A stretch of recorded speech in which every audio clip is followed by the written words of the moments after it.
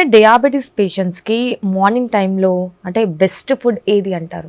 So ముఖ్యంగా ఏంటంటే diabetes ఉన్నప్పుడు ఈ మనం ఫాస్టింగ్ షుగర్స్ అంటాం కదా, ఫాస్టింగ్ షుగర్స్ రెగ్యులర్గా చెక్ చేసుకుంటూ ఉండాలి.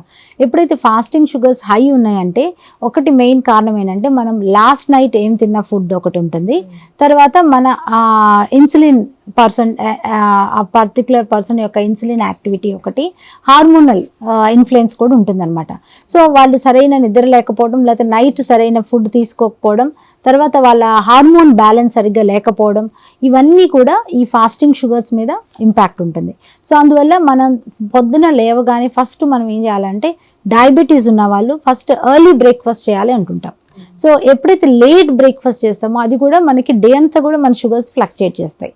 సో అందువల్ల డయాబెటీస్ ఉన్న వాళ్ళు పొద్దున్న లేవగానే ఫస్ట్ మనం ఏం చెప్తామంటే కొంచెం ఈ మెంతులు తీసుకోమని చెప్తుంటాం. మెంతులు also will immediately impact on the fasting sugars. So మెంతులు పౌడర్ రూపంలో కానీ లేకపోతే మెంతులు తింటుంటారు కొంతమంది. సో అంటే ఫైబర్ ఉన్న ప్రోడక్ట్ కాబట్టి అది ఇట్ విల్ సాల్యుబుల్ ఫైబర్ ఇమ్మీడియట్గా మనకి షుగర్స్ని కంట్రోల్ చేస్తాయి. అలానే దాంతో పాటుగా మనం ఏం చేయాలంటే వాకింగ్ చేయాలి. సో మార్నింగ్ అట్లీస్ట్ డయాబెటీస్ ఉన్న వాళ్ళు కంపల్సరీ డైలీ ఒక 10-15 minutes అన్నా మినిమం వాకింగ్ చేసుకుంటే వాళ్ళ బ్లడ్ సర్క్యులేషన్ ఇంప్రూవ్ అయ్యి బ్లడ్ షుగర్స్ అన్నీ కూడా కొంచెం నార్మలైజ్ అవుతాయి అన్నమాట. సో ఆ అప్స్ అండ్ డౌన్స్ లేకుండా కొంచెం రెగ్యులరైజ్ అవుతాయి. సో అప్పుడు మనం బ్రేక్ఫాస్ట్ అన్నది చాలా ఇంపార్టెంట్.